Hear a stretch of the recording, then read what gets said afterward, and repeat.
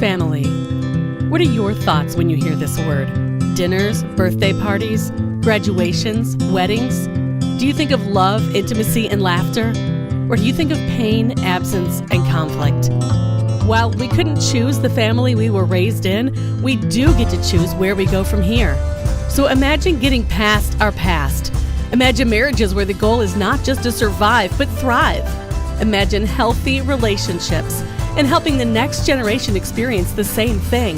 God's game plan for families and relationships works.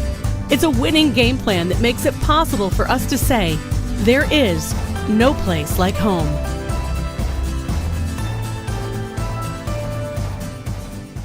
All right, well, welcome again to the final week of this series called No Place Like Home. So far in this series, which has been all about family relationships, we've talked about winning families, winning marriages, how to win as parents, and just relationships all together. And so here's what I know has happened as a result of the series. You've taken all of these principles, the God principles from Scripture, and you've applied them, and all of a sudden everything is perfect in your families. It's just amazing. Like all conflict is gone, your spouse is a new person, your kids are perfect, like you've got your first parenting seminar booked and you're excited about that, and your dating life has improved, and all your friends are asking you how you did it. I mean, everything is just perfect after applying some of these principles. I'm having some fun with that, obviously. I know that's not the case. Now, let me say this, that I believe in every principle we have taught from this series, from Scripture. I believe they lead to God-honoring families, but here's the problem we often experience, especially in families and relationships, that there is often a gap between the ideal and what's real. Especially in families, there's a gap often between what's ideal and what's real. And to illustrate this, just think about how families on television, how they have been portrayed over the years and how that's changed. So when I was growing up, 3 shows that I watched all of the time, okay, they were some of my favorite shows. And maybe you saw some of these, you know these, maybe you don't, okay, but the first one is Full House. How many of you remember watching Full House? Maybe you still do today, I'm not sure. The Tanner family, right? With Danny Tanner, Uncle Jesse, and Uncle Joey, all of them. Full House, kind of an ideal family, the way they handled things. And then another favorite of mine was Family Matters, the Winslows and Steve Urkel. Loved that show. Loved watching that show, and that was a great show. And then my favorite show, just growing up, was Fresh Prince of Bel-Air. I loved that show. Anybody watch that show growing up? Loved that show. But here's the deal.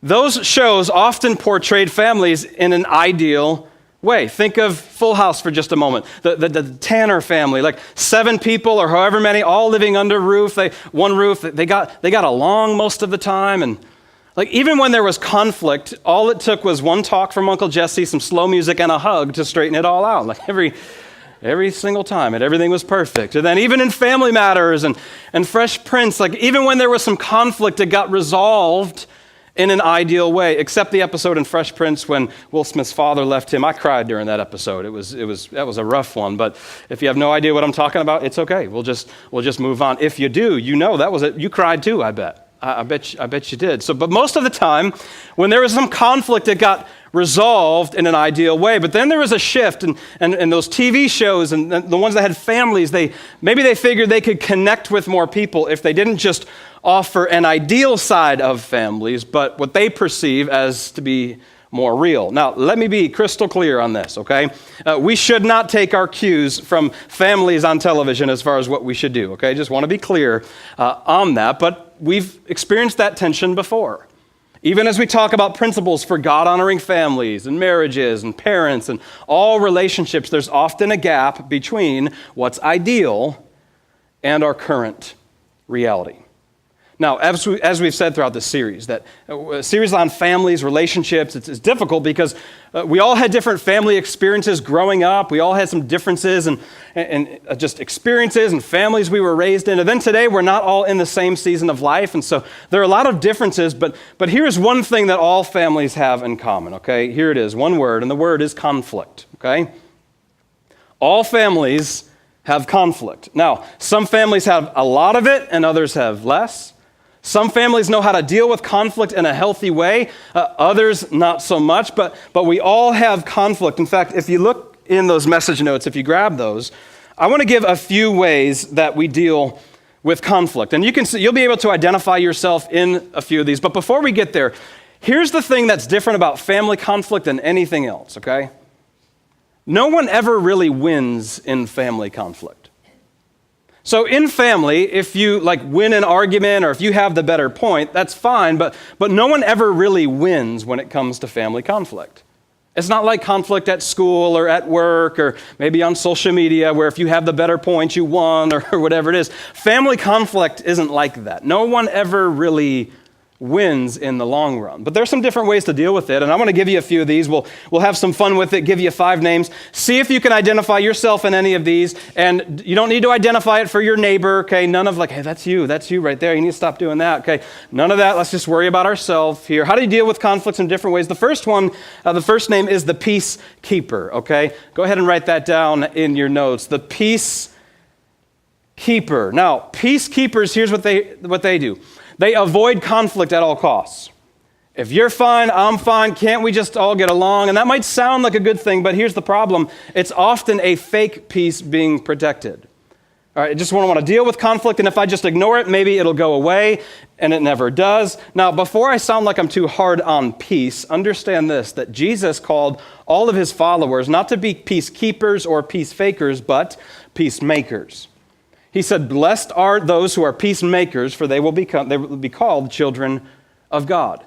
And so for us, that means this, that we don't ignore conflict, we don't ignore injustice, we don't ignore issues. Okay, you can face it, but the goal is to make peace. But that's one way to deal with conflict, to just ignore it. That's what the peacekeeper is all about. The second one is already in there, and this is the sulker. Okay, you know the sulker? They go in kind of the doom and gloom mode, even after the conflict has been resolved. They tell you they're fine, but you know by their body language that it's not fine, okay? They're just kind of sulking around. The next one is related to this. You can write this down if you want to. And this is the stuffer. The stuffer, you know what the stuffer does. Right? They keep it all inside. Keep it all, hey, are you, is everything fine? Oh, no, I'm fine. Yeah, everything's fine. I've never been finer. Why wouldn't I be fine? And then you're like, whoa, okay. So the stuffer, they keep it all inside, but as we say sometimes, but it'll all come out on one scary day, okay? So you gotta be careful about being the stuffer, the sulker, the peacekeeper. The fourth one, some of you know who you are for this one, okay? And I won't be too hard on you because I've got a little bit of this in me too, and this is the litigator, okay? The litigator. Now, you litigators, as you write that down, just say a few things about you, okay? You're the best arguers. You always win, okay? If everybody just agreed with you, what you say, if everybody just agreed with you, all of the world's problems would be solved just like that, okay? And if I were to come up to some of the litigators and say this, boy, you're never wrong, are you? You're always right. It's amazing. First person ever. You're always right. You would say back to me, well, I'm not always right, but deep down you'd believe it, okay? You don't want to admit it, but now here's the thing. It's not that you're always right, obviously. You're just so good at arguing and you won't stop until the other person does. And so it feels like you won the argument. But as we said in family conflict, even if you win the argument, no one ever really wins. In fact, you might be losing ground in some relationships. So litigators, I'm speaking to myself with this as well, got to be careful. Here's one more. This is easy to understand, and this is the screamer, okay? The screamer. Now, the screamer uses force and oftentimes anger to deal with conflict. Let me use marriage as an example for just a moment. If 2 screamers get together, things can get destructive fast. And the neighbors and the kids, everybody's walking on eggshells in that situation. Just go to screaming. If just one person is the screamer, oftentimes what can happen is the words of his or her words can just crush the other person because they can feel like 1,000 pounds. So with all 5 of these are different ways to deal with conflict, but I would say not healthy ways to deal with conflict. And the good news for us today is that Scripture teaches us a better way. And what I want to look at is the words of a guy named James. He was one of the writers of the New Testament. And he shares a few things about how we should handle conflict. So apparently, relational conflict is nothing new because he tells us how to handle it here. Now, here's why I think we should listen to James. He was the half-brother of Jesus.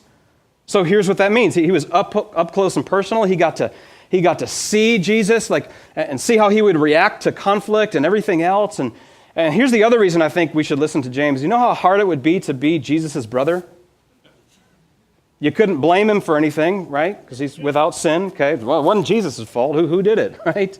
You couldn't sulk or stuff because he'd see right through it. You couldn't out-litigate him because at the end of the day, Jesus could say something like, well, you think you know the truth? I am the truth, so deal with that. All right, there you go. So it would be very difficult to be in his family. That's just my opinion. But in all seriousness, I think James saw Jesus handle this stuff up close and personal. And he saw how he did it.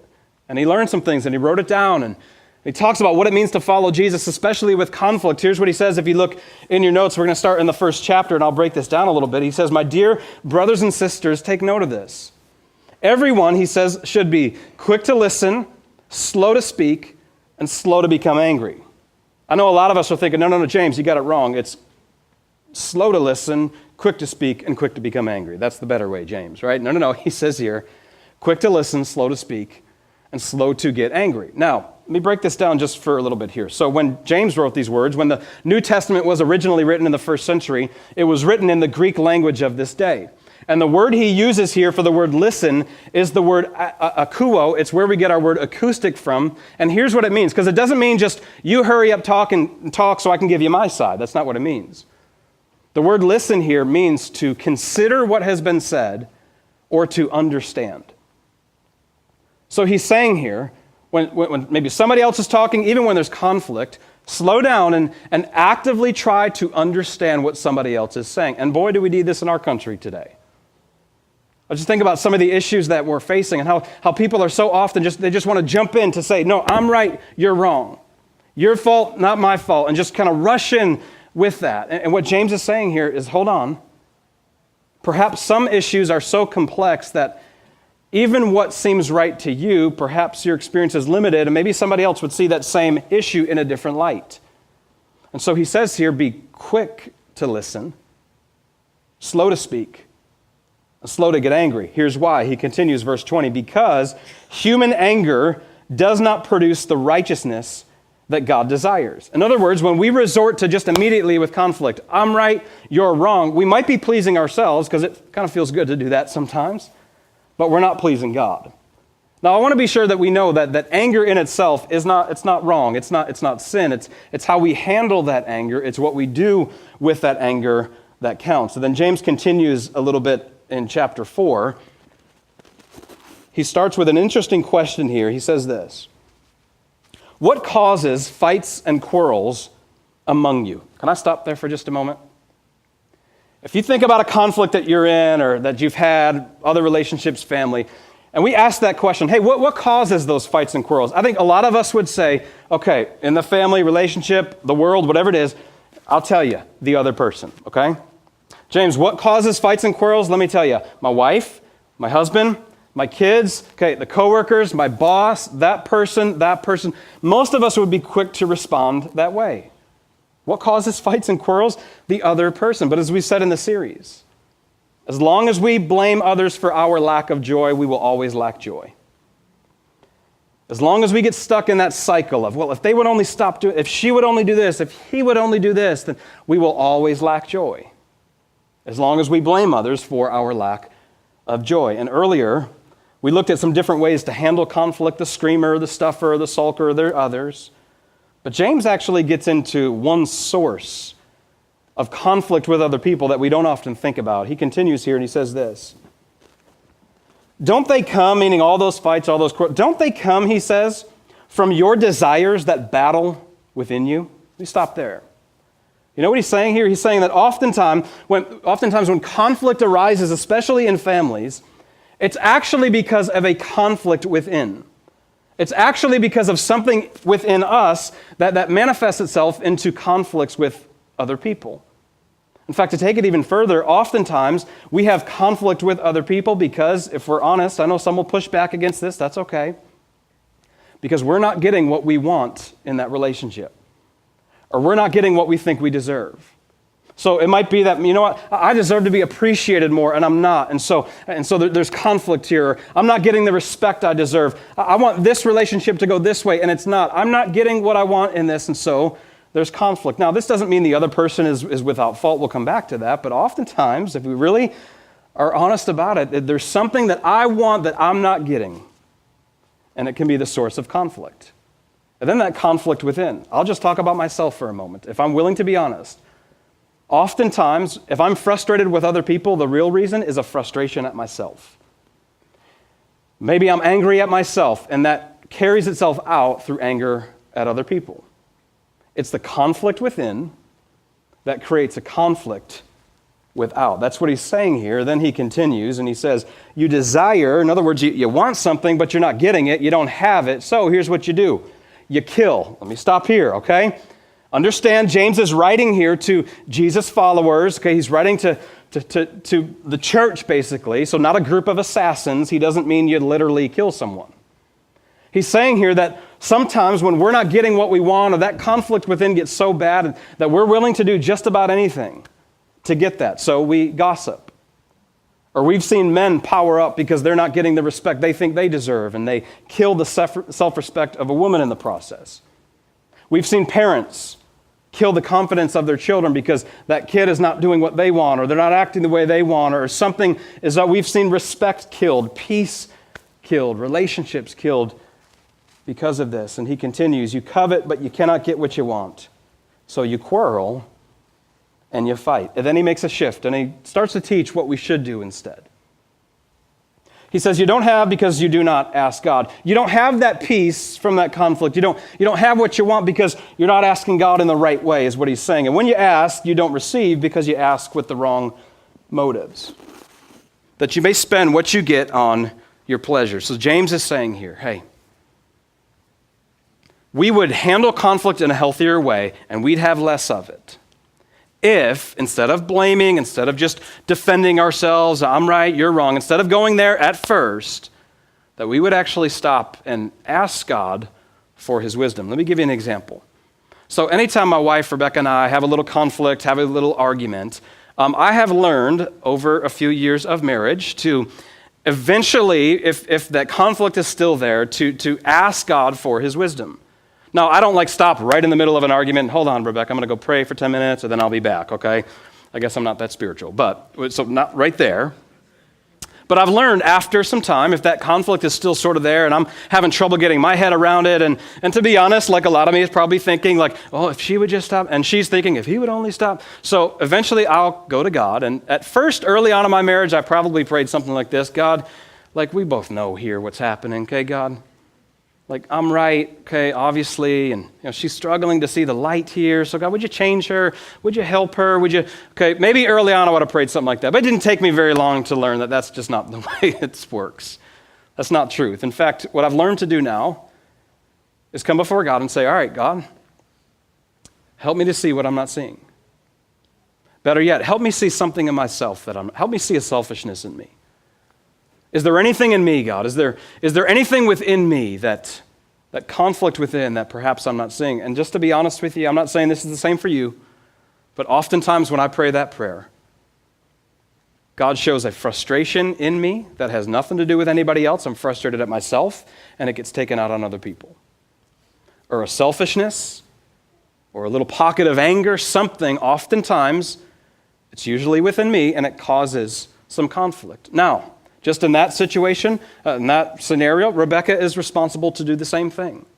Both parties are responsible. And here's what I know about some of the conflict that we're facing, okay? Some of you are thinking right now, Mark, I'm up to do that, but you don't know the person I'm in conflict with, okay? This isn't even on their radar. They don't see anything. They're not asking, and I get that. And again, we can't change other people. We can't control their actions. We can only be obedient to what God is asking us to do. And even if you pray a prayer like that, God, anything in me, is that going to take away from what someone else has really done and their fault? Of course not.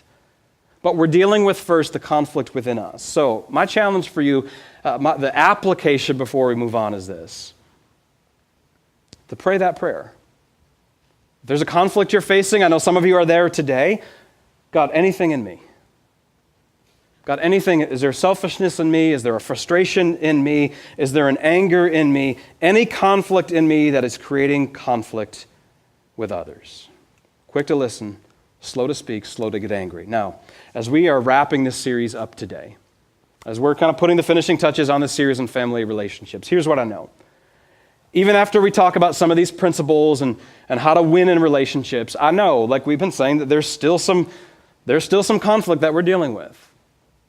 And some of us are in situations that just aren't healthy at all. There's things happening, broken relationships, and maybe a kid is way off over there, or something's happening with a parent, and it's just so what, like at the end of the day, we have to ask this question, okay, what do I do?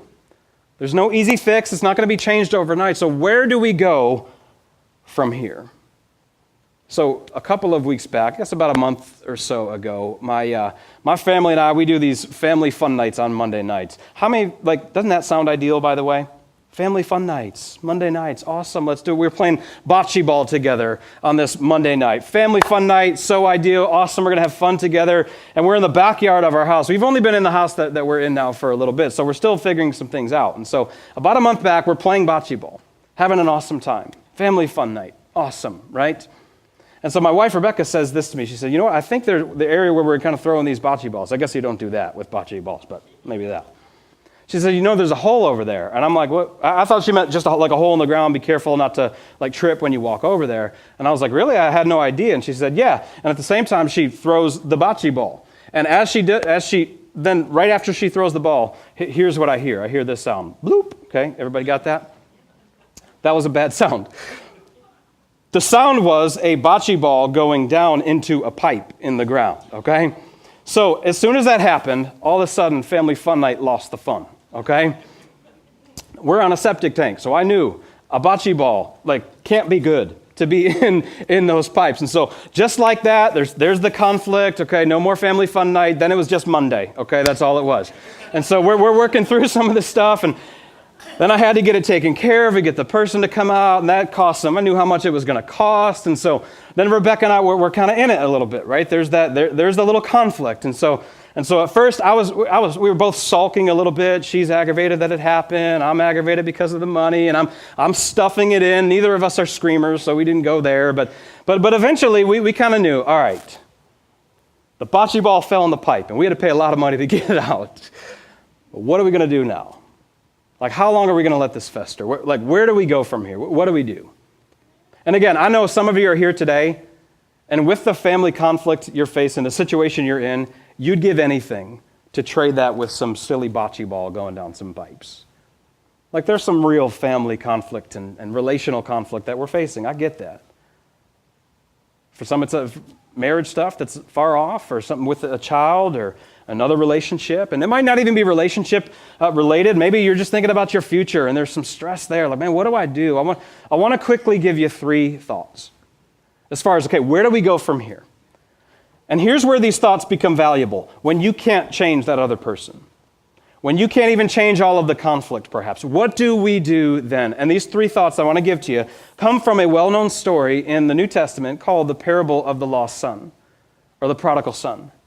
I want to pull 3 quick thoughts out of this, but before we jump into this, you have to understand why Jesus told this story in the first place. So these group of arrogant religious leaders known as the Pharisees, they were aggravated that Jesus was hanging out with unchurched, unreligious people. And he seemed to like it as well. In fact, let me say it like this, that people who were nothing like Jesus, and he liked them back, and the Pharisees didn't like that. Got it? We're good? All right. So because of that, because of their attitude really, and their misunderstanding about how the Father views people who are perhaps far from him, says he illustrates this story, the point further. Jesus says to them, he said, a man had a wife and a bocce ball set in a backyard. Okay, not really. Man had 2 sons. And the younger son told his father, I want my share of your estate now. In other words, give me the inheritance. I don't want to wait till you're gone. I want everything now before you die, he says. So his father agreed to divide his wealth between his sons. Can we agree that would create some family conflict? Just can I have all that inheritance now? And that's exactly what happened. So I'll just summarize it for you. The son goes off and he gets into just some wild living and just kind of lives it up for a little bit, all the fun he can possibly have. But then he discovered what many of us have as well, that when the fun runs out, when you try to escape your problems, they always greet you in the morning, don't they? And so he's broke and he starts to beg. And I have to think at that first moment, He wanted to go home, but he knew the conflict was too big. No, I can't make that call. I can't have that conversation. The conflict is too big. So he starts begging. He gets a job feeding pigs and just gets in a horrible situation before finally saying, you know what, maybe my father would hire me as one of his servants. I'm going to go home and try that. And as you think about your conflict today, whether it's in family or relationships or just whatever situation is on your mind, where do we go from here? What do we do? Especially that situation that we can't change. 3 quick things that the father does in this story. The first one is unwavering prayer. Unwavering prayer. If you're in a situation like that today, come on, don't stop praying. That's what the father did. Never stopped hoping, never stopped looking, never stopped wishing and praying that this would be the day when his son came home. And look at what happens in verse 20. It says, so he returned home to his father, the son did. And while he was still a long way off, underline this, his father saw him coming. His father saw him coming. See, here's the deal. Because he didn't stop hoping, he didn't stop praying, he didn't stop wishing, he was able to see his son coming. And that's what prayer does. It changes our perspective. And so if you're in a situation today that you don't see how it's going to work out, it's a terrible situation, I just want to encourage you to unwavering prayer, because it'll change your perspective. It'll change what you see. It might help you see a different outcome. It might help you see differently. It'll show you God's perspective. Unwavering prayer. The second thing is unending patience. Unending patience. I want to look at the same verse again, but then show you a different part. It says, so he returned home to his father. Maybe underline this part. And while he was still a long way off, his father saw him coming. And that phrase, a long way off, just jumped out to me because obviously in this situation, that son was a long way off from where the father hoped. Some of us are here today, and it's a relationship that is a long way off from what we wish. It's a situation that the solution seems a long way off. Something is just a long way off. Unending patience, unwavering prayer, and the third thing is unconditional love. What can I do even if that situation is not changing right now? Unwavering prayer, unending patience, and to have an unconditional love. If I go back to that story, Luke 15 says, the son said to him, the father, I've sinned against both heaven and you, and I'm no longer worthy of being called your son. Now, before you look at the rest of the verse, the father basically has this unconditional love, and here's what he says to him. Hey, tomorrow we'll talk about this. We're not going to act like it didn't happen. We'll go after the conflict. We'll talk about it. But tonight, unconditional love. Tonight, all I know is this. You were gone, now you're home, and we're going to celebrate that. Tomorrow, we'll get into the conflict. But tonight, I'm just going to show you unconditional love. He continues, it says, but his father said to the servants, quick, bring the finest robe in the house and put it on him. Get a ring for his finger and sandals for his feet. The father was like, you're not coming back here as a servant. You're a son. You always will be a son. And you are right now. And throws a party for him. Now again, Jesus told this story for a few different reasons. Remember who he told the story to in the first place. The Pharisees, because there was an older brother in the story that we didn't even get to who was jealous, who was angry that the young son was getting all of this treatment after just blowing everything. And meanwhile, the older brother was there the whole time. He was doing the right thing and there was no party for him. And Jesus tells this story to illustrate that Jesus came for people who know they have a need for him. Not for people who think they have it all together. The second reason he tells this story is to just illustrate the kind of love that we are to show other people. And this doesn't mean you don't have boundaries in families and relationships, you do. But the patience and the prayer and the unconditional love. And then the final reason I think Jesus told this story is it illustrates his love for you and I. That even when we get off, even when we wander, even when we get a long way off and we make decisions that are like taking the inheritance and living it up, all of these things, and then we get ourselves in a situation where it's like, what in the heck do I do now? I think he tells this story to remind us that there's an unconditional love that he has for you and that he has for me. You know what the word unconditional means? I'm about to get very deep here. No conditions, okay? In other words, there's nothing you could do that would cast you too far from returning home to the Father. And today, as we wrap this series up, I would love for all of us to just to just know, but then experience as well, just the love of the Father today, to come home to him. See, earlier, as we said, that a lot of times the source of conflict is a conflict within ourselves. And today for you, maybe that conflict within yourself, ourselves, all of us, maybe it's because of a choice that we made and we've gotten off track. It might be just some other source of frustration, some other battle happening within ourselves, within our souls. As we wrap this series up today, I think the Father would love nothing more today. God would love nothing more than to just come back to him. For some of you, maybe it's coming back to him even though you've already made a decision to follow after him, more of a recommitment. But for others, maybe it's coming to him for the very first time. To come home, to be in his family. Mark, how does that happen? Here's the final verse before we pray. It's very simple. It says, but to all who believed him, meaning Jesus, and accepted him, he gave the right to become children of God. So would you pray with me this morning?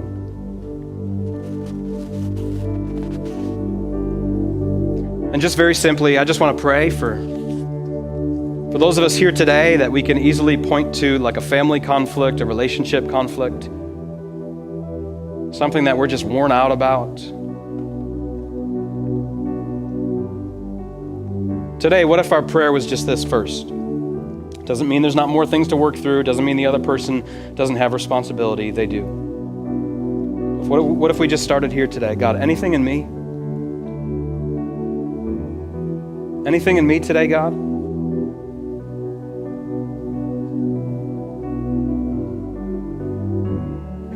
And I want to encourage you today, if you can identify something, to just bring that to Jesus today. Father, forgive me for this. God, I don't want this in my heart anymore. I don't want this in my soul anymore. Jesus, thank you that you died for me. I'm asking that you just apply your grace and your forgiveness and your mercy in a fresh way to my life. Maybe you're here today, and today would be the that first moment for you to come home to the Father. That verse says, to anybody who believes in him, to anybody who accepts him, Jesus, to them he gave the right to become children of God. We're not automatically born into God's family. We're a part of God's family when we place our faith in his one and only Son.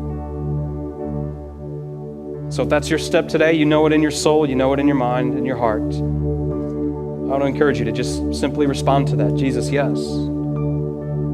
Today I'm asking you to be a part of my life. Thank you for dying for me. I'm choosing to believe today in you. I don't have all the answers. I don't have it all figured out. But today, I'm just saying yes to faith in you. So, Father, as we wrap up this series today on families, God, I pray that you just help us to do our part to see God-honoring families and God-honoring relationships. And we thank you for your unconditional love and your patience with us. In Jesus' name, and everybody said,